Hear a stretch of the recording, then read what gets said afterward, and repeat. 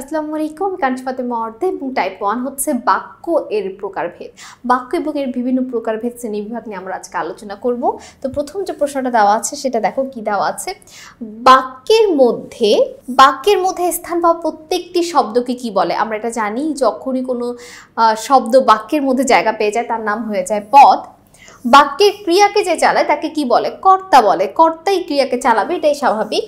সাধারণত বাক্যের কয়টি অংশ থাকে? প্রত্যেকটি বাক্যেরই তিনটি অংশ থাকে, ঠিক আছে? কর্তা, কর্ম, ক্রিয়া। গঠনগত দিক থেকে বাক্যকে কয় ভাগে ভাগ করা যায়? 3 ভাগে ভাগ করা যায়। বাক্যের বিধেয় অংশে ক্রিয়া থাকা না থাকা বিবেচনায় বাক্যকে কত ভাগে ভাগ করা যায়? 2 ভাগে ভাগ করা যায়। অর্থাৎ উত্তর ক, সক্রিয় এবং অক্রিয়। যে বাক্যে ক্রিয়া আছে তাকে বলে সক্রিয় বাক্য, যে বাক্যে ক্রিয়া নেই তাকে বলে অক্রিয় বাক্য। 6 বলা আছে বাক্যের বিধেয় অংশে ক্রিয়া থাকলে তাকে কি বলে?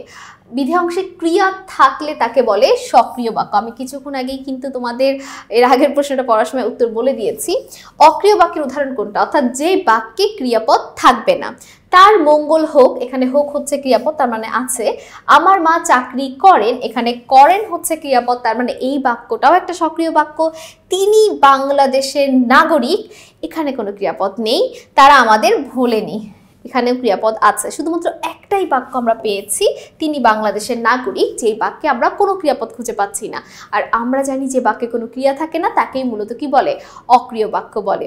তো সকলকে অসংখ্য ধন্যবাদ আমাদের সাথে এতক্ষণ এই পর্বটি করার জন্য। খুবই সহজ একটা পর্ব ছিল। এর পরের পর্ব দেখার আমন্ত্রণ রইল। আমি কানিজ ফাতেমা অর্দাজ এখানেই শেষ করছি। আসসালামু আলাইকুম, আল্লাহ হাফেজ।